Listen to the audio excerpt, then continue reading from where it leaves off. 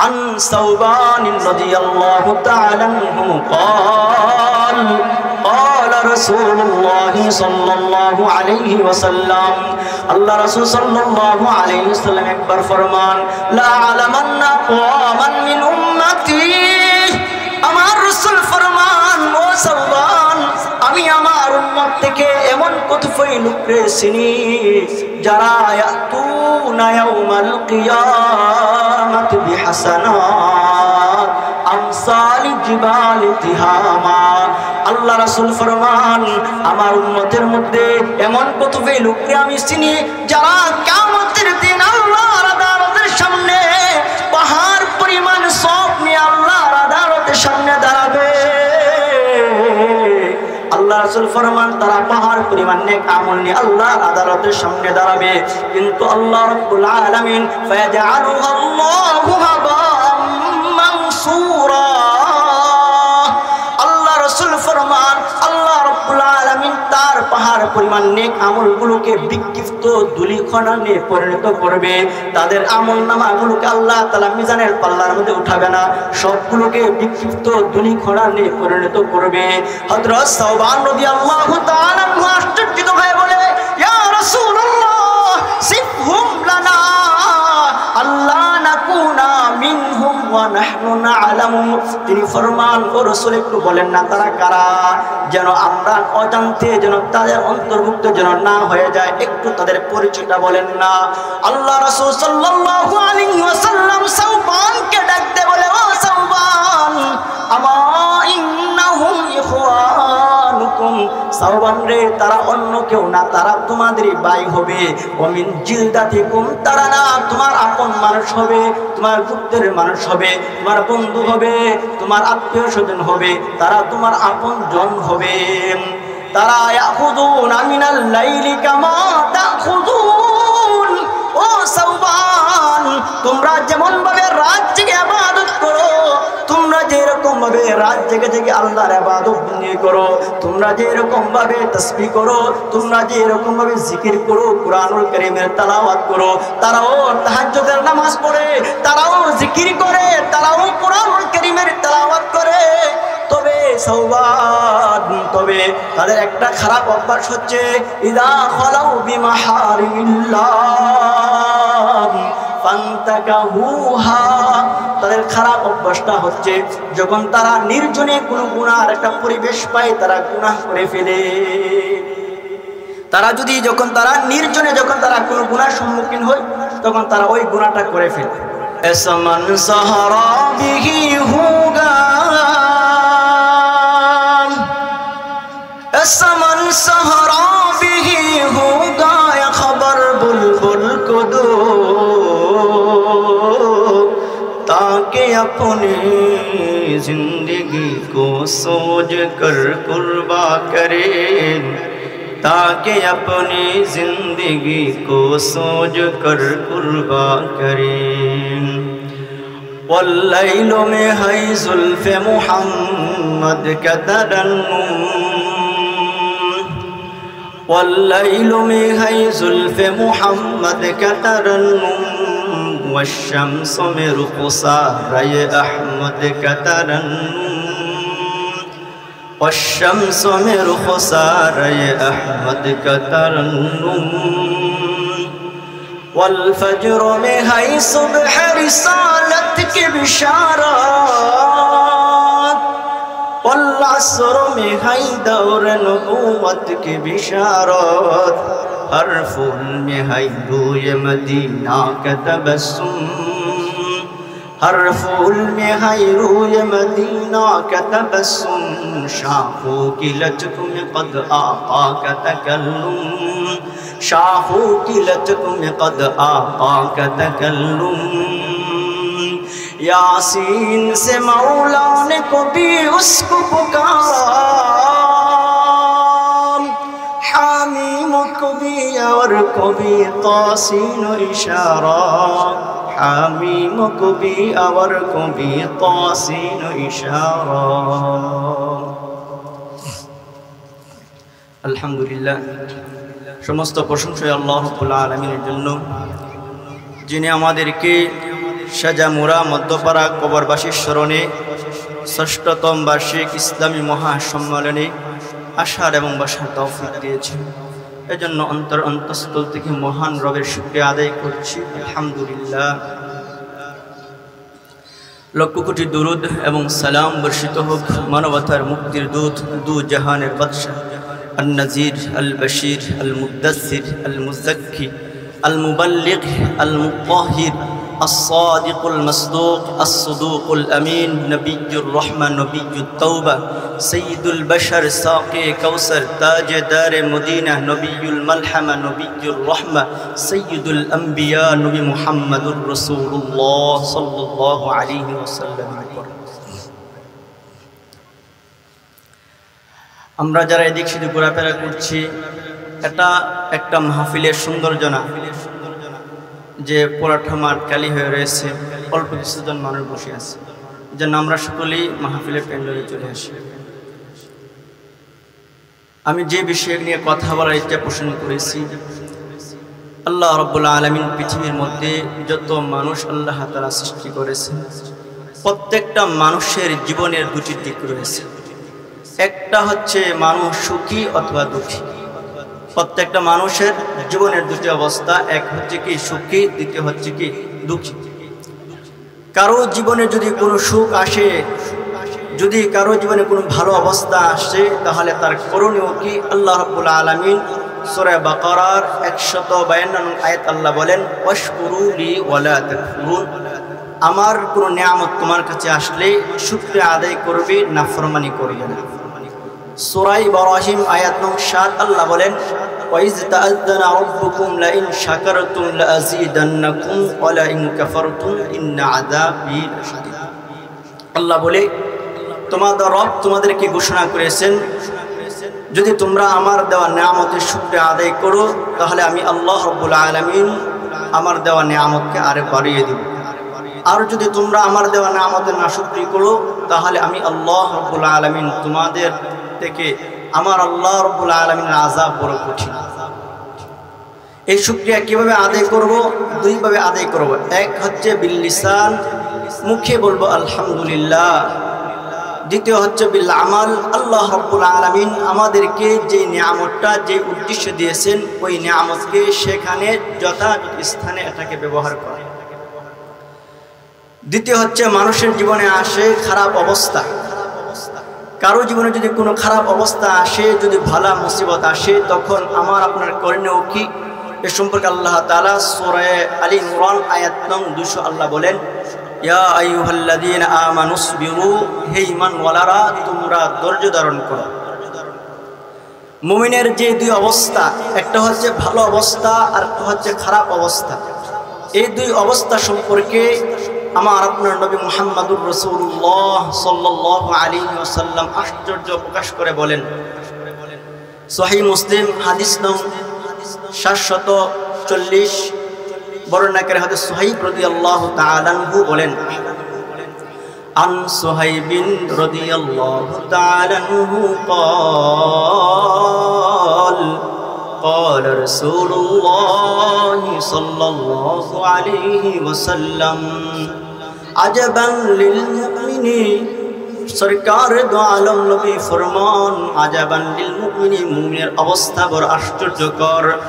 লা ইয়াকদিল্লাহু লাহু কাদা, আল্লাহ রাসূল ফরমান, আল্লাহ মুমিন বান্দার জন্য যেই ফয়সালা করে না কেন, কানা খায়রান লাহু, এটা তার জন্য কল্যাণকর হয়ে যায়। রাসূল ফরমান কিভাবে? ইন আসাবাতহু বাসা, আল্লাহ রাসূল ফরমান কোন মুমিনের জীবনে যদি কোনো সচ্ছল অবস্থা আসে, যদি কোনো নিয়ামত আসে, মুমিন বান্দা ফাশাকারা, শুকরিয়া আদায় করে, আল্লাহ রাসূল ফরমান কানা খায়রান লাহু, এটা তার জন্য কল্যাণকর। আল্লাহ রাসূল ফরমান ওয়া ইন আসাবাতহু দাররা, মুমিন বান্দার জীবনে যদি বালা মুসিবত আসে, যদি দুঃখ কষ্ট আসে, মুমিন বান্দার গুণ হলো সবরা, মুমিন বান্দা ধৈর্য ধারণ করে। আল্লাহ রাসূল ফরমান ওয়া খায়রুল লাহু, এটা তার জন্য কল্যাণকর। তাহলে মুমিনকে আল্লাহ তাআলা কোনো মুসিবত দিলে, কোনো নিয়ামত দিলে উভয়টা তার জন্য কল্যাণকর। নিয়ামত আসলে শুকরিয়া আদায় করবে, আর বিপদ আসলে মুমিন ধৈর্য ধারণ করবে। তাহলে মুমিনের প্রত্যেকটা অবস্থা, মুমিনের প্রত্যেকটা কাজ হচ্ছে তার জন্য কল্যাণকর। এবার আসেন যে আল্লাহ রাব্বুল আলামিন আমাদের জীবনে বিভিন্ন সময় এমন কোনো মানুষ নাই যার জীবনে মুসিবত আসে নাই, যার জীবনে দুঃখ কষ্ট আসে নাই, এমন কোনো মানুষ নাই। এমন কোনো মানুষ কি আছে যার জীবনে কোনো দুঃখ কষ্ট নাই? প্রত্যেকটা মানুষের জীবনে দুঃখ কষ্ট থাকে। বিশেষ করে যারা গরিব ফ্যামিলির মানুষ, তাদের দেখা যাচ্ছে যে একের পর এক মুসিবত লেগেই থাকে। এর জন্য আমাদের জানা উচিত যে আল্লাহ রাব্বুল আলামিন বান্দাকে কেন মুসিবত দেন, মানুষের উপর কেন ভালা মুসিবত আসে। 2 নম্বর হচ্ছে বালা মুসিবত যদি আসে তাহলে আমাদের করণীয় কি, এই 2টা পয়েন্টে কিছু কথা বলবো, আল্লাহ রাব্বুল আলামিন যদি আমাকে তৌফিক দান করেন।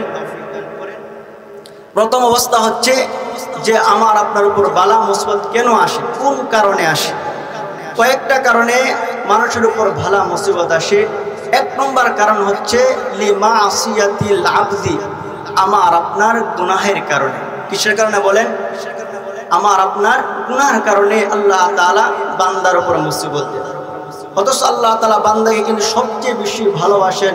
আল্লাহ তাআলা বনি আদমকে সৌন্দর্য বর্ণনা করতে গিয়ে আল্লাহ তাআলা কসমের পর কসম কে বলেন যে আমি আল্লাহ রাব্বুল আলামিন লাকাদ খালাকনাল ইনসানা ফি আহসানি তাকওয়িম, আমি আল্লাহ না মানুষকে সবচেয়ে সুন্দর করে বানিয়েছি।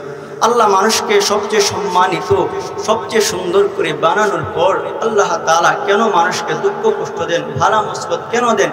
এর 1 নম্বর কারণ বললাম লিমাসিয়াতিল আবদি, আমার আপনার গুনাহের কারণে। দলিল সূরা শুআরা আয়াত 29, আল্লাহ তাআলা বলেন ওমা আসাবাকুম মিন মুসিবাতিন ফাবিমা কাসাবাত আইদিকুম। আল্লাহ বলে বান্দা আমি কিন্তু তোমারে বড় ভালোবাসি, তুমি না আমার কাছে সবচেয়ে বড় প্রিয়, তবু তোমার বালা মুসিবত কেন জানোনি? এগুলো হচ্ছে তোমার হাতের কামাই। ওমা আসাবাকুম মিন মুসিবাতিন ফাবিমা কাসাবাত, বান্দা বালা মুসিবত আসে এগুলো তোমার গুনাহের কারণে।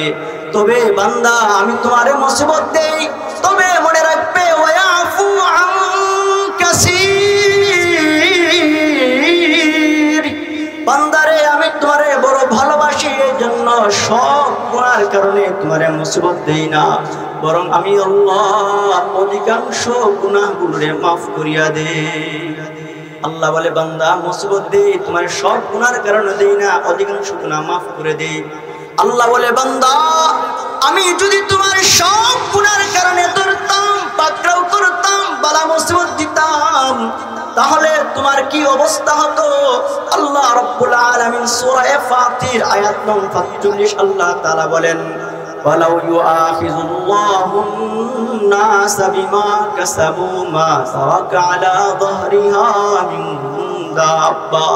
আল্লাহ বলে বান্দা তোমার সমস্ত গুনার কারণে যদি আমি তোমাকে পাকড়াও করতাম, তাহলে আমি আল্লাহ জমিনের মধ্যে কোনো প্রাণীকে জীবিত রাখতাম না, আকাশের উড়ন্ত পাখিগুলোকে আমি ধ্বংস করে দিতাম, জমিনের মধ্যে বিচরণকারী আমি আল্লাহ হাঁস বড় গরু ছাগল সব কিছুরে ধ্বংস করে দিতাম। কিন্তু বান্দা আমি তোমারে ভালোবাসি, এই জন্য সকল গুনার কারণে তোমারে আযাব দেই না। তাহলে আমরা এই কথা দ্বারা বুঝতে পারলাম যে আমাদের উপর ভালা মুসিবত আসে কেন বলেন? গুনাহের কারণে। কিসের কারণে? গুনাহের কারণে আল্লাহ তাআলা আমাদের উপর ভালা মুসিবত দেন। এই গুনাহ যে আমরা করি, এই গুনার অনেকগুলো ক্ষতি আছে। এর মধ্য থেকে 5টা মৌলিক ক্ষতি আল্লামা ইবনুল কাইয়্যুম জাওজি তার জগৎ বিখ্যাত কিতাব আল জওয়াবুল কাফির মধ্যে ইবনে আব্বাস রাদিয়াল্লাহু তাআলা কওল নকল করে তিনি বলেন عن ابن عباس رضي الله تعالى عنه قال إن للسيئات سوادا في الوجه। ইবনে আব্বাস রাদিয়াল্লাহু তাআলা আনহু ফরমান বান্দা একটা গুনাহ করে তার 5টা ক্ষতি হয়ে যায়। 1 নম্বর ক্ষতি হয় সাওয়াদান ফিল ওয়াজহি, তার চেহারাটা কালো হয়ে যায়। 2 নম্বর ক্ষতি হচ্ছে ওয়াজুলমাতান ফিল কলবি, তার অন্তরটা বড় অন্ধকার হয়ে যায়। 3 নম্বর ক্ষতি হচ্ছে ওয়াওয়ানান ফিল বাদনি, তার শরীরটা না বড় দুর্বল হয়ে যায়। 4 নম্বর ক্ষতি হচ্ছে ওয়ানাকসান ফির রিজকি, তার রিজিক কমে যায়। 5 নম্বর ক্ষতি হচ্ছে বুগজাতান ফি কুলুবিল খালকি, আল্লাহর মাখলুকাতের হৃদয়ের মধ্যে তার প্রতি ঘৃণা সৃষ্টি হয়ে যায়। তাহলে একটা গুনাহ করলে কমপক্ষে কয়টা ক্ষতি বলেন? 5টা ক্ষতি। আরেকটা হচ্ছে যুবক যারা আছে তারা বিশেষ করে তারা গোপন গুনাহ করে। কেউ যদি গোপন গুনাহ করে এর মাধ্যমে তার অন্য নেক আমলগুলো ধ্বংস হয়ে যায়। দলিল সুনান ইবনে মাজাহ হাদিস নং 4245 বর্ণনাকারী হাদিস সাওবান রাদিয়াল্লাহু তাআলা বলেন, এই হাদিসটা মনোযোগ সহকারে শুনব। যারা আমরা গোপন গুনাহ করি, গোপন গুনাহ করলে কি পরিমাণ আমাদের ক্ষতি হয় এই সম্পর্কে সাওবান রাদিয়াল্লাহু তাআলা বর্ণিত, তিনি বলেন عن ثوبان رضي الله تعالى عنه قال قال رسول الله صلى الله عليه وسلم, আল্লাহ রাসূল সাল্লাল্লাহু আলাইহি ওয়াসাল্লাম একবার ফরমান, লা আলামান্না কওমান মিন উম্মতি, আমার রাসূল ফরমান ও সাওবান, আমি আমার উম্মত থেকে এমন কতই লোককে চিনি যারা ইয়াতুনা ইয়াউমাল কিয়ামাত বিহাসানাত আমসালি জিবালি তিহামা। আল্লাহ রাসূল ফরমান, আমার উম্মতের মধ্যে এমন কতই লোককে আমি চিনি যারা কিয়ামতের দিন আল্লাহর আদালতের সামনে পাহাড় পরিমাণ সওয়াব নিয়ে আল্লাহর আদালতের সামনে দাঁড়াবে। আল্লাহ রাসূল ফরমান, তারা পাহাড় পরিমাণ নেক আমল নিয়ে আল্লাহর আদালতের সামনে দাঁড়াবে, কিন্তু আল্লাহ রাব্বুল আলামিন ফায়াজআলুহু আল্লাহু হাবাম মানসুরা। আল্লাহ রাসূল ফরমান, আল্লাহ রাব্বুল আলামিন তার পাহাড় পরিমাণ নেক আমলগুলোকে বিক্ষিপ্ত ধূলিকণায় পরিণত করবে। তাদের আমলনামাগুলোকে আল্লাহ তাআলা মিজানের পাল্লার মধ্যে উঠাবে না, সবগুলোকে বিক্ষিপ্ত ধূলিকণায় পরিণত করবে। হযরত সাওবান রাদিয়াল্লাহু তাআলা আশ্চর্যিত হয়ে বলে, ইয়া রাসূলুল্লাহ সিফহুম লানা আল্লাহ নাকুনা মিনহুম ওয়া নাহনু না'লামু। তিনি ফরমান, ও রাসূল একটু বলেন না তারা কারা, যেন আমরা অজান্তে যেন তাদের অন্তর্ভুক্ত যেন না হয়ে যায়, একটু তাদের পরিচয়টা বলেন না। আল্লাহ রাসূল সাল্লাল্লাহু আলাইহি ওয়াসাল্লাম সাওবানকে ডাকতে বলে, ও সাওবান, আমা ইন্নাহুম ইখওয়ানুকুম, সাওবান রে, তারা অন্য কেউ না, তারা তোমাদেরই ভাই হবে। ওমিন জিলদাতিকুম, তারা না তোমার আপন মানুষ হবে, তোমার গুপ্তের মানুষ হবে, তোমার বন্ধু হবে, তোমার আত্মীয় স্বজন হবে, তারা তোমার আপন জন হবে। তারা ইয়াখুযুনা মিনাল লাইলি কামা তাখুযুন, ও সাওবান, তোমরা যেমন ভাবে রাত জেগে ইবাদত করো, তোমরা যেরকম ভাবে রাত জেগে জেগে আল্লাহর ইবাদত বন্দেগি করো, তোমরা যেরকম ভাবে তাসবিহ করো, তোমরা যেরকম ভাবে জিকির করো, কুরআনুল কারীমের তেলাওয়াত করো, তারাও তাহাজ্জুদের নামাজ পড়ে, তারাও জিকির করে, তারাও কুরআনুল কারীমের তেলাওয়াত করে। তবে সাওবান, তবে তাদের একটা খারাপ অভ্যাস হচ্ছে ইদা খালাউ বিমাহারিমিল্লাহ ফান্তাকাহুহা, তাদের খারাপ অভ্যাসটা হচ্ছে যখন তারা নির্জনে কোনো গুনার একটা পরিবেশ পায় তারা গুনাহ করে ফেলে। তারা যদি যখন তারা নির্জনে যখন তারা কোনো গুনার সম্মুখীন হয় তখন তারা ওই গুনাহটা করে ফেলে। এক কথায় তারা গোপন গুনাহে লিপ্ত। তাহলে 1 নম্বর বললাম যে বালা মুসিবত আসে কেন? আমার আপনার গুনাহের কারণে। সে কারণে 2 নম্বর হচ্ছে গুনাহ আসে লিরুজু ইলাল্লাহ, আল্লাহ বলা বান্দাগুলো যেন আল্লাহর দিকে ফিরে যায়।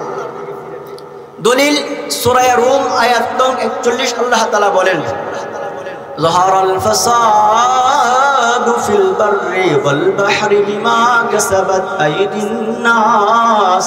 আল্লাহ বলে জলে এবং স্থলে যত ফিতনা ফাসাদ হয়, যত বালা মুসিবত আসে, সব কিছু মানুষের হাতে কামায়। এরপরে আল্লাহ বলে লিউযিকুহুম বা'দাল্লাযী আমিলু, আল্লাহ বলে আমি আল্লাহ বান্দাদেরকে কিছু আমলের স্বাদ তাদেরকে আস্বাদন করাই। আমার লক্ষ্য হচ্ছে লাআল্লাহুম ইয়ারজিউন, যেন পথগুলা বান্দাগুলো যেন আমার দিকে ফিরে আসে, যেন পথগুলা বান্দাগুলো আমার দিকে ফিরে আসে। এই জন্য আমি তাদেরকে কোনো সময় মুসিবত দেই, দুঃখ কষ্ট দেই, আফত বিপদ বালা মুসিবত দিয়ে থাকি। কারণ কেন? বালা মুসিবত আসলে আমার আপনার অবস্থা কেমন হয়? আল্লাহ রাব্বুল আলামিন সূরা ইউনূস আয়াত নং 12 আল্লাহ বলে আমি যখন কোনো মানুষকে যখন বালা মুসিবত দেই তখন আমার আপনার অবস্থাটা কেমন হয়? আল্লাহ রাব্বুল আলামিন ফরমান ইযা মাসাল ইনসানা দুররু দাআনা লিজামবিহি। আল্লাহ বলে আমি যখন কোনো বান্দারে যখন মুসিবত দেই, যখন তার উপরে কোনো মুসিবত আসে, বান্দা আমারে দাআনা লিজামবিহি, বান্দা আমারে শুয়ে শুয়ে আমাকে ডাকে, আও কাইমা, বান্দা আমাকে বসে বসে ডাকে, আও কাইদা, বান্দা আমাকে দাঁড়িয়ে দাঁড়িয়ে ডাকে। বান্দা চলতে ফিরতে ঘুমাইতে উঠতে বসতে বান্দা আমাকে ডাকে, শুধু আল্লাহকে ডাকে, ঠিক কিনা বলেন? মুসিবতে পড়লে চলতে আল্লাহকে ডাকে, বসতে আল্লাহকে ডাকে, সব অবস্থায় আল্লাহকে ডাকে। আর আল্লাহকে ডেকে ডেকে বলে আল্লাহ আপনি যদি আমার এই মুসিবত থেকে যদি আপনি আমাকে উদ্ধার করেন, আল্লাহ কথা দিলাম লানাকুনান্না মিনাশ শাকিরিন, আল্লাহ আমি না ভালো হয়ে যাব, আমি না নামাজি হয়ে যাব, আমি না কুরআনুল কারীমের তেলাওয়াতকারী হয়ে যাব, আমি না আপনার প্রিয় বান্দা হয়ে যাব। মুসিবত আসলে আমাদের অবস্থা কি? আল্লাহকে বলে আল্লাহ আপনি এই বিপদ থেকে আমাকে একটু উদ্ধার করে দেন, আমি 5 ওয়াক্ত নামাজ পড়বো, ইবাদত বন্দেগী করব। এরকম অবস্থা হয় না আমাদের? হয় না বলেন? আল্লাহ বলে বান্দা যখন তুমি বিপদে পড়ছিলা আমি আল্লাহরে ডাকছো, কিন্তু ফালাম্মা কাশাফনা আনহু দুররাহু, কিন্তু আমি আল্লাহ যখন তাদের থেকে বালা মুসিবতগুলোকে যখন দূর করে দেই তখন বান্দার অবস্থা আল্লাহ বলে মাররাকা আল্লাম ইয়াদউনা ইলা দুররিম মাসা। আল্লাহ রাব্বুল আলামিন বলে বান্দা জমিনের উপরে এমন ভাবে চলাফেরা করে যেন বান্দা মুসিবতের সময় আমি আল্লাহকে কোনোদিন রাখে না।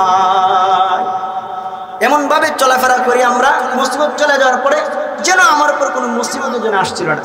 এক কথায় আমরা আল্লাহ তাআলার দেওয়া যে বালা মুসিবত যেই কারণে দিছিলেন আমরা ওই কারণটা ভুলে যাই, ঠিক কিনা বলেন? তাহলে 2 নম্বর বললাম কেন মুসিবত আসে? আল্লাহ বলা বান্দাগুলো যেন কার দিকে ফিরে যায়? আল্লাহর দিকে ফিরে যায়।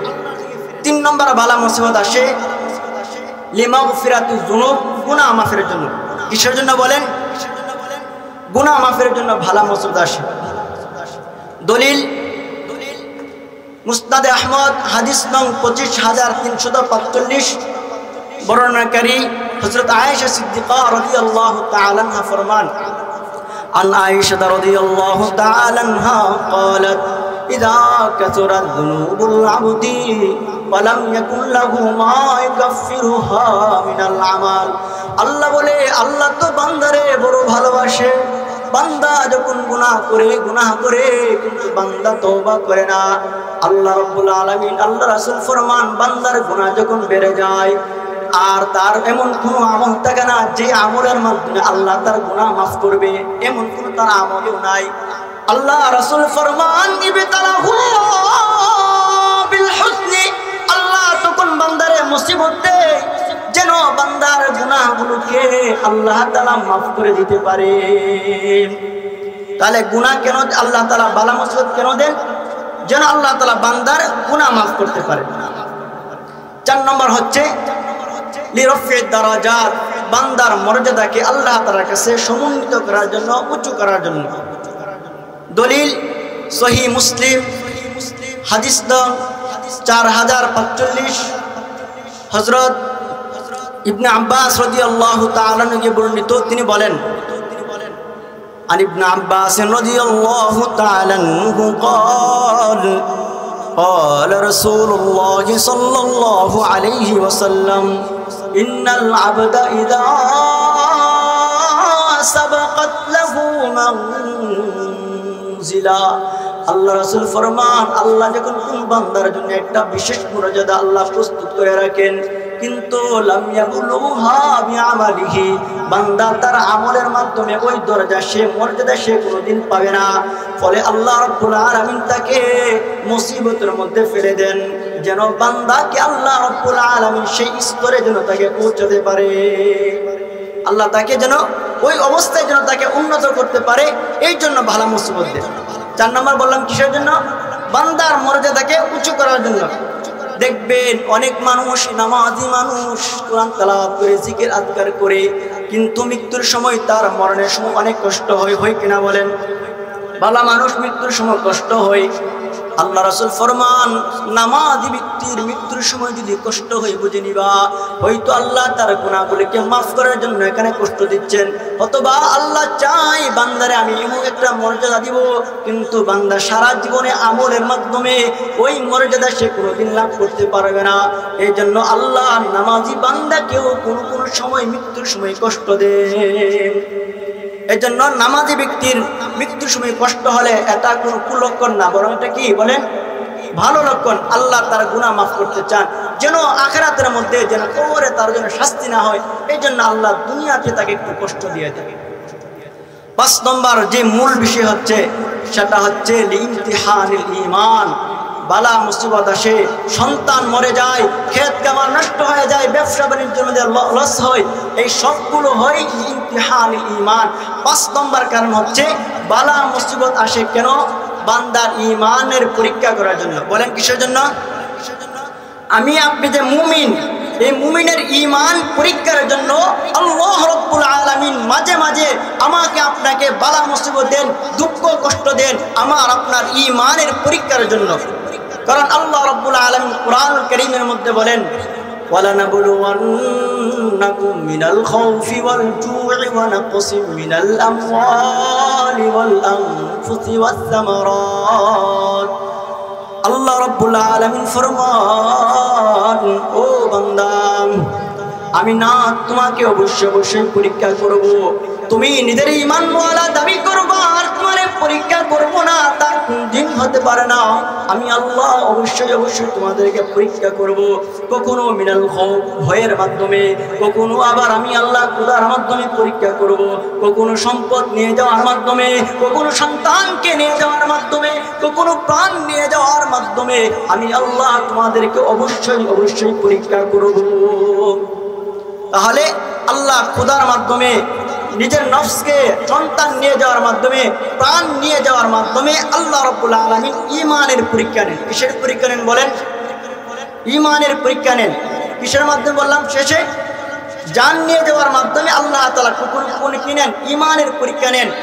যেমন দৃষ্টান্ত হচ্ছে ফেরাউনের স্ত্রী হযরত আসিয়া এবং তার বাদী মাস্টার, সেই ঈমানের পরীক্ষা আল্লাহ রাব্বুল আলামিন কিভাবে নিয়েছিলেন কিতাবের মধ্যে সে মর্মান্তিক ঘটনা উল্লেখ করা হয়। ফেরাউনের মেয়ে একবার ফেরাউনের কাছে গিয়ে বলে, ও বাবা, আলিস সামাওয়াতি ওয়াল আরদি রাব্বুন গায়রুক। মেয়ে ফেরাউনকে গিয়ে বলে, বাবা, আসমান এবং জমিনের মধ্যে আপনি ছাড়া কি আর কোন রব আছে কিনা বলেন। তখন ফেরাউন বলে, আনা রাব্বুকুমুল আ'লা। ও কন্যা সন্তান, আমি সবচেয়ে বড় ইলাহ, আমি সবচেয়ে বড় রব, আমার চেয়ে বড় কোনো রব নাই। এই কথা বলার পরে মেয়ে ফেরাউনকে বলে, ও বাবা, আমাকে যেই বাদীটা আমার মাথার চুল আশ্রিয়ে দেয়, যখন তার হাত থেকে যখন তার চিরুনিটা পড়ে যায়, তখন চিরুনি ওঠানোর সময় সেই বাদী বলে বিসমিল্লাহ। আমি তারে জিজ্ঞেস করলাম মানিল্লাহ, আল্লাহকে। আবার ওই বাদী চমৎকারভাবে উত্তর দিয়ে বলে, রব্বি ওয়া রব্বুকি। বাদী বলে, আল্লাহ হচ্ছে আমার রব এবং তোমার রব। ফেরাউনের মেয়ে ফেরাউনকে বলে, আমি তাকে জিজ্ঞেস করলাম, আলা কি রব্বুন গায়রু আবি, তোমার কি আমার পিতা ছাড়া অন্য কোনো রব আছে? বাদী তখন বলে, রব্বি ওয়া রব্বুক ওয়া রব্বু আবিকি হুয়াল্লাহ। ফেরাউনের বাদী চমৎকার বলে, যে আমাকে বানাইছে, যে তোমাকে বানাইছে, যে তোমার পিতারে বানাইছে, যে 7 আসমান বানিয়েছে, যে 7 জমিন বানিয়েছে, যে জান্নাত জাহান্নাম কুল কায়নাত যে বানিয়েছেন, তিনি হচ্ছেন আমার রব আল্লাহ। এই কথা শোনার পরে ফেরাউন তার বাদী মাশতাকে ডেকে এনে বলে, ও মাশতা, তুমি নাকি আমারে রব হিসেবে মানো না, তুমি কারে রব হিসেবে মানো? তখন মাশতা বলে, আমি ওই সত্তাকে রব হিসেবে মানি যিনি তোমাকে নাপাক পানি থেকে বানাইছে, যিনি তোমাকে এত সুন্দর করে সাজিয়েছে, যিনি তোমাকে বানাইছে, যিনি আমাকে বানাইছে, যিনি তোমার সন্তানকে বানাইছে, যিনি তোমার মাকে বানাইছে, যিনি তোমার বাবাকে বানাইছে। আমি ওই সত্তা আল্লাহ রাব্বুল আলামিনকে রব হিসেবে মানি, তোমাকে রব হিসেবে আমি মানি না। এই কথা বলার পরে ফেরাউন বলে, ও মাশতা, তুমি যদি আমাকে রব হিসেবে না মানো, তুমি যদি ঈমান না ছাড়ো, মাশতা তোমাকে আমি কঠিন থেকে কঠিন শাস্তি দেব।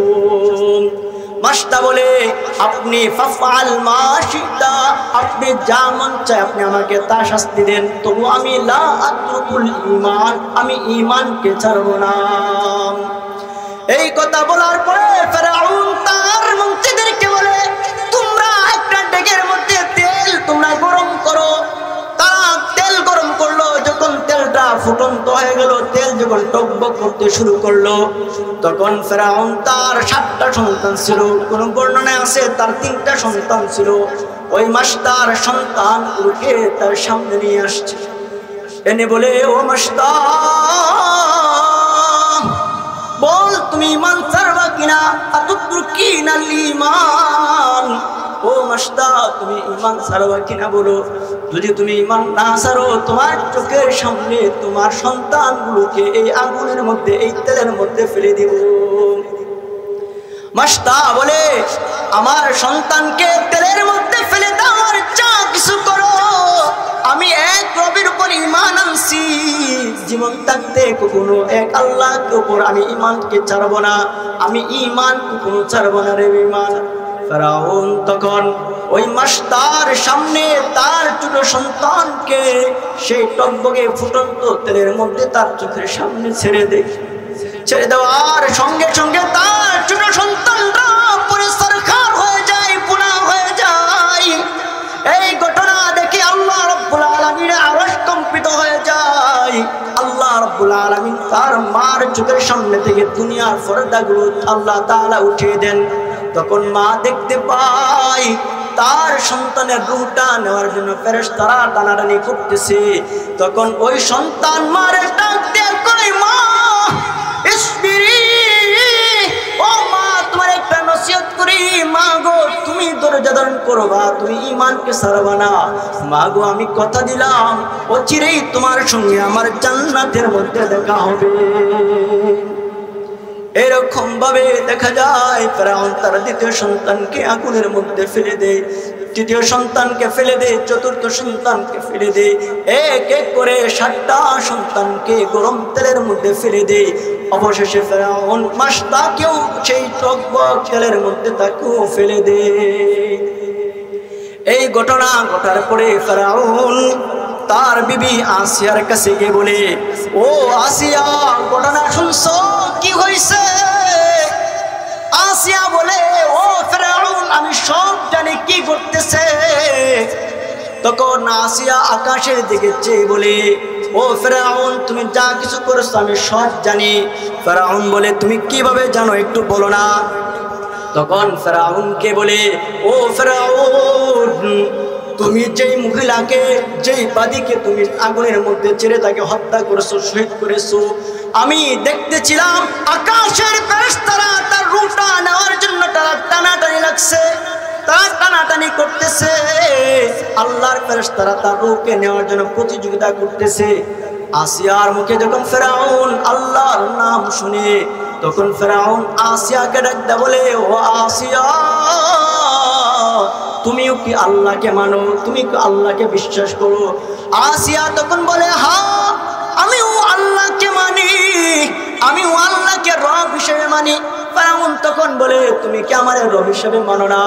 তখন ফেরাউনের স্ত্রী আসিয়া ডাকতে বলে, আমি ওই সত্তাকে রব হিসেবে মানি যিনি আমাকে সৃষ্টি করেছে, যিনি আমাকে বানাইছে, তোমাকে বানাইছে, ওই সত্তাকে আমি রব হিসেবে মানি, আমি তোমার রব হিসেবে মানি না। এই ঘটনা পড়ে ফেরাউন হামানের কাছে গিয়ে বলে, ও হামান, আমার স্ত্রী আসিয়া, সে তো আমার রব হিসাবে মানে না।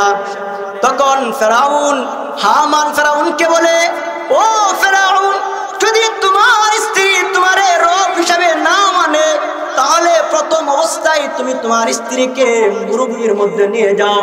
মরুভূমির মধ্যে নিয়ে উত্তপ্ত বালুর মধ্যে তাকে শুয়ে তার চেহারাটাকে সূর্যের দিকে দিয়ে রাখবা, আর তারে বলবা, তুমি আতুতুকিনাল ঈমান, ঈমান ছাড়বে কিনা, তাকে এই কথা বলবা।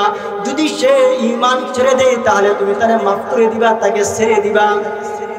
হামানের কথা অনুযায়ী ফেরাউন আসিয়াকে মরুর প্রান্তরে নিয়ে যায়। মরুভূমির বালুর মধ্যে, উত্তপ্ত বালুর মধ্যে আসিয়াকে ফেরাউন শুয়ে দেয়। শুয়ে দেওয়ার পরে তার চেহারাটাকে আকাশের দিকে করে দেয়, সূর্যের দিকে তার চেহারাটা করে দেয়। আর ফেরাউন আসিয়াকে ডাকতে বলে, ও আসিয়া আতুতুকিনাল ঈমান, ও আসিয়া তুমি ঈমান ছাড়বে কিনা একটু বলো। আসিয়া ডাকতে বলে, আও কুতিলতু হুররিকতু, আমারে তুমি আগুন দিয়ে পুড়াই ফেলো আর আমাকে হত্যা করো, কবলাম লা আতরুকুল ঈমান। ও ফেরাউন, আমি আল্লাহর প্রতি ঈমান আছে, ঈমানকে আমি কোনদিন ছাড়ব না। ফেরাউন যখন দেখে আসিয়া ঈমান ছাড়ে না, আবার হামানের কাছে গিয়ে বলে, ও হামান, আমার স্ত্রী আসিয়া ঈমান ছাড়ে না। হামান বলে, যদি সে ঈমান না ছাড়ে তাহলে তুমি তার হাত পায়ের মধ্যে পেরেক কেটে দাও, পেরেক মেরে দাও। হামানের কথা অনুযায়ী ফেরাউন নির্দয়ের মতো আসিয়ার হাত এবং পায়ের মধ্যে পেরেকগুলো মেরে দেয়। আর আসিয়া মনে মনে রবকে ডাকে। ফেরাউন তার কান লাগিয়ে দেখে আসিয়া তো কোনো মনে মনে একটু আওয়াজে আল্লাহকে ডাকে, আল্লাহ আল্লাহ। এই অবস্থা দেখার পরে ফেরাউন আবার হামানের কাছে যায়, গিয়ে বলে, আমি তো তাকে গরম বালুর মধ্যে শোয়া চাঁদের দিকে সূর্যের দিকে তার চেহারাটি করে রাখলাম, সেই ঈমান ছাড়ে না। আমি তার হাত পায়ের মধ্যে পেরেক মেরে দিলাম, তবু সেই ঈমানকে ছাড়ে না। এই কথা বলার পরে হামান বলে, ও ফেরাউন, তুমি তার শরীরের মধ্যে লোহার চূর্ণ দিয়ে তার হাড্ডি থেকে গোশতগুলোকে টেনে টেনে খুলে ফেলো। ফেরাউন হামানের পরামর্শ পাইয়া ওই মরুভূমির মধ্যে আসিয়া শুয়ে আছে। আর ইউমতাশু বিআনতাশিল হাদীদ, লোহার চিরুনি দিয়ে সেই ফেরাউন আসিয়ার বুকের মধ্যে মা বাইনা লাহমিহি ওয়া আজমিহি, তার শরীরের থেকে হাড্ডি থেকে গোশতগুলোকে লোহার চিরুনি দিয়ে টেনে টেনে খুলে ফেলতেছে। আর ফেরাউন আসিয়াকে বলে, আতুতরুকিনাল ঈমান, ও আসিয়া তুমি ঈমান ছাড়বা কিনা বলো। আসিয়া ওই অবস্থায় বলে, লা আতরুকুল ঈমান, আমি ঈমান ছাড়ব না। আমার শরীর থেকে সব পুস্তকগুলো যদি তুমি টেনে টেনে খুলে ফেলো রে ফেরাউন, তবু আমি এক আল্লাহর উপর ঈমান আছি, ঈমান কোনোদিন ছাড়ব না।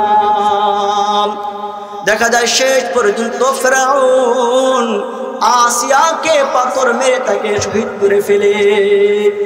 ফেরাউন আসিয়াকে শহীদ করে ঈমানের জন্য ফেরাউন তার জীবনকে নিয়ে গেছে, তবু আসিয়া ঈমান ছাড়ে নাই, ঠিক কিনা বলেন? তার জীবনটা দিয়ে দিছে। ফেরাউনের দাসী ঈমানের জন্য নিজের সন্তানকে কুরবান করেছে, ঈমানের জন্য হযরতে আসিয়া তিনি তার জীবনকে কুরবান করেছেন, তবু তিনি তার ঈমানকে বিক্রি করেন নাই, ঈমানকে ছাড়েন নাই। বর্তমান সময়ের মধ্যে আমরা 500 টাকা পেলে, 1000 টাকা পেলে, 10 টাকা পেলে আমরা আমাদের ঈমানকে বিক্রি করে দিই, বলেন নাউজুবিল্লাহ। এই অবস্থা আমাদের আছে না? এটা হচ্ছে আমাদের নবীর আগের যাদের থেকে আল্লাহ তাআলা ঈমানের পরীক্ষা নিয়েছেন। আমার আপনার নবীর সময়েও আল্লাহ তাআলা ঈমানের পরীক্ষা নিয়েছেন। কিভাবে ঈমানের পরীক্ষা নিয়েছেন দেখেন। নবীর একজন প্যারে সাহাবী হযরতে বেলাল, হযরতে বেলাল রাদিয়াল্লাহু তাআলা আনহু, কানা বেলাল মামলুকান লিউমাইয়া ইবনে খালফ। নবীর সাহাবী হযরতে বেলাল উমাইয়া বিন খালফের গোলাম ছিলেন। কানা ফি উনুকি হাবলা, উমাইয়া বেলালের গলার মধ্যে রশি পেঁচাইয়া বেলালকে ফায়াদফাউহু আলা সিবিয়ান, ছোট ছোট দুষ্ট ছেলেদের কাছে বেলালের গলার মধ্যে রশি পেঁচাইয়া বেলালকে তাদের হাতে সুপুর্দ করে দিত। ফায়াজুরুনাহু ইলা শিআবি মক্কাহ, ছোট ছোট বাচ্চারা বেলালের গলার মধ্যে রশি পেঁচাইয়া বেলালকে টেনে টেনে মক্কার অলিগুলিতে বেলালকে নিয়ে যায়। বেলাল তো কোনো মুখ দিয়ে উচ্চারিত হয় আহাদ আহাদ, বেলাল আহাদ আহাদ বলে। শুধু তাই না, কানা উমাইয়া ইয়াখরুজু ফি ওয়াক্তিল যহিরাতি ফি রমজান, হযরত বেলাল রাদিয়াল্লাহু তাআলা আনহু উমাইয়া দ্বিপহরের সময় তাকে মরুভূমির মধ্যে নিয়ে যায়, নিয়ে ফায়াতরহুহু আলা রামবিল হারিরাতিশ শাদীদা, উত্তপ্ত বালুর মধ্যে বেলালকে চিৎ করে শুয়ে দেয়। কিতাবের মধ্যে আসছে লাউ বুদিআত কিতাতুম মিনাল লাহমি, বালুটা এমন উত্তপ্ত ছিল, যদি ওই বালুর মধ্যে যদি কোনো গোশতের টুকরা রেখে দিত সঙ্গে সঙ্গে এটা লানাদিজাত গুনাহ হয়ে যেত। এত উত্তপ্ত বালুর মধ্যে বেলালকে শুয়ে রাখে। শুধু তাই না, ওয়ায়াদউ আলা সাদরিহি সাখরাতান আযীমা, বেলালের বুকের মধ্যে পাথর চাপা দিয়ে রাখে, বুকের উপর পাথর রেখে দেয়। আর উমাইয়া বলে, ও বেলাল লা তাসালু হাকাদা হাত্তা তামুত, ও বেলাল আমি তোমারে এভাবে শাস্তি দিতে থাকবো হাত্তা তামুতা, যতক্ষণ তুমি না মৃত্যুবরণ করো। আও তাকফুরা বি মুহাম্মদ, অথবা তুমি যতক্ষণ পর্যন্ত মুহাম্মদকে তুমি স্বীকার না করবা। আও তা'বুদাল্লাহ ওয়াল উজ্জা, অথবা যতক্ষণ তুমি লাত এবং উজ্জার ইবাদত করবা ততক্ষণ পর্যন্ত বেলাল আমি তোমারে ছাড়ব না। হযরত বেলাল রাদিয়াল্লাহু তাআলা আনহু তিনি আর মুখে কথা বলতে পারে না। বেলাল রাদিয়াল্লাহু তাআলা শাহাদাত আঙ্গুলটা আকাশের দিকে উঠাইয়া তখন তিনি মিটি মিটি আওয়াজে বেলাল বলতেছিল আহাদ আহাদ, আল্লাহ এক আল্লাহ এক। দেখেন হযরত বেলাল রাদিয়াল্লাহু তাআলা আনহুকে উমাইয়া কি পরিমাণ কষ্ট দিয়েছে, কি পরিমাণ শাস্তি দিয়েছে, তবু বেলাল রাদিয়াল্লাহু তাআলা আনহু ঈমান ছাড়ে নাই। ঈমান ছাড়ছে বলেন, বেলাল রাদিয়াল্লাহু ঈমান ছাড়ে নাই। এই জন্য আল্লাহ রাব্বুল আলামিন কোরআনুল কারীমের মধ্যে সূরা আনকাবুত আয়াত নং 2 আল্লাহ তাআলা আমাকে আপনাকে লক্ষ্য করে বলে, আহাসিবান নাসু আইয়ুতরাকু আইয়াকুলু আমান্না, আল্লাহ বলে মানুষ কি মনে করে তারা নিজেদেরকে ঈমানওয়ালা দাবি করবে, তারা নিজেদেরকে মুমিন দাবি করবে আর তাদেরকে কোনো ধরনের পরীক্ষা করা হবে না, এটা কি মানুষ মনে করে? অথচ ওয়ালাকাদ ফাতান্নাল্লাযীনা মিন ক্বাবলিকুম, অথচ আমি আল্লাহ তোমাদের পূর্বে তাদের পূর্বে যারা ছিল প্রত্যেকের কাছ থেকে আমি আল্লাহ ঈমানের পরীক্ষা নিয়েছি। তোমরা কি মনে করো নিজেদেরকে মুসলমান বলবা, নিজেদেরকে ঈমানদার বলবা আর তোমাদের কাছ থেকে ঈমানের পরীক্ষা নেওয়া হবে না? তোমরা কি এটা মনে করছো? অথচ আমি আল্লাহ প্রত্যেকের কাছ থেকে ঈমানের পরীক্ষা নিয়েছি। সূরা বাকারা আয়াত নং 214 আল্লাহ তাআলা আরো বিস্তারিতভাবে বলেন, আম হাসিবতুম আন তাদখুলুল জান্নাহ, আল্লাহ বলে ও বান্দা তোমরা কি মনে করছো আমি আল্লাহর তৈরি জান্নাতে প্রবেশ করবা? অথচ ওয়ালাম ইয়াতিকুম মাসালুল লাযীনা খালাউ মিন ক্বাবলিকুম, অথচ তোমাদের কাছে এখনো ওই অবস্থা আসে নাই যে অবস্থা তোমাদের পূর্ববর্তীদের কাছে আসছিল। মাসাতুমুল বাসা ওয়াদ-দাররা, তাদের উপর এমন পরিমাণ বালা মুসিবত আসছে, এই পরিমাণ খোদার কষ্ট তারা করছে। ওয়াজুলজিলু, তাদেরকে প্রকম্পিত করা হয়েছে। হাত্তা ইয়াকুলার রাসূল ওয়াল্লাযীনা আমানু মাহু মাতা নাসরুল্লাহ, এমনকি ঈমানওয়ালারা নবীরা পর্যন্ত বলতেছিল মাতা নাসরুল্লাহ, আল্লাহর সাহায্য কখন আসবে? আল্লাহ বলে তোমরা মনে করতেছো এমনিতে জান্নাতে প্রবেশ করবা, তোমাদেরকে ঈমানের পরীক্ষা করব না? অবশ্যই তোমাদেরকে ঈমানের পরীক্ষা করা হবে। তোমরা নিজেদেরকে ঈমানওয়ালা দাবি করবে, অবশ্যই তোমাদেরকে পরীক্ষা করা হবে। এই আয়াতের ব্যাখ্যায় আল্লামা ইবনে কাসির তার জগৎ বিখ্যাত কিতাব তাফসিরে ইবনে কাসিরের মধ্যে হযরত খাব্বাব রাদিয়াল্লাহু তাআলা আনহু থেকে বর্ণিত হাদিস তিনি বলেন, আন খাব্বাব রাদিয়াল্লাহু তাআলা আনহু قال শাকাউনা ইলা রাসূলিল্লাহ।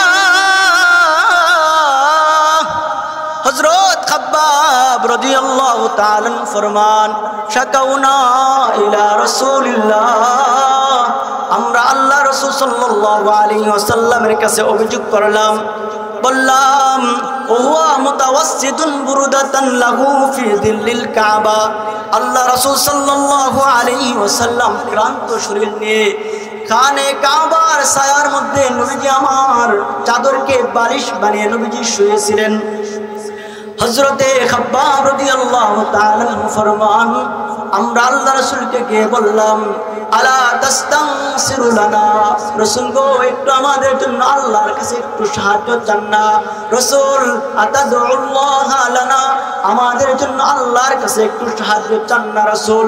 আল্লাহ রাসূল সাল্লাল্লাহু আলাইহি ওয়াসাল্লাম হযরত খাব্বাব রাদিয়াল্লাহু তাআলা আনহুকে সান্ত্বনা দিয়ে বলে, ও খাব্বাব, ইন্নামান কানা ক্বাবলাকুম, তোমাদের পূর্বে যারা ছিল তাদের অবস্থা এমন হয়েছিল, ইউযাল মিনশারু আলা মাফরাকি রাসিহি, তাদের এমন অবস্থা হয়েছিল তার মাথার সামনে তার মাথার কাছে করাত এনে রাখা হয়েছে, ফায়ুযাল মিনশারু মাফরাকা রাসিহি, করাত দিয়ে তার মাথাকে তার শরীরটাকে দ্বিখণ্ডিত করা হয়েছে।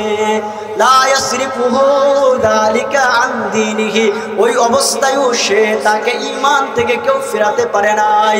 তার শরীরকে দ্বিখণ্ডিত করছে লোহার চিরুনি দিয়ে, তার শরীরটাকে করাত দিয়ে দ্বিখণ্ডিত করছে, তারপরেও সে কে ঈমান থেকে কেউ ফিরাতে পারে নাই।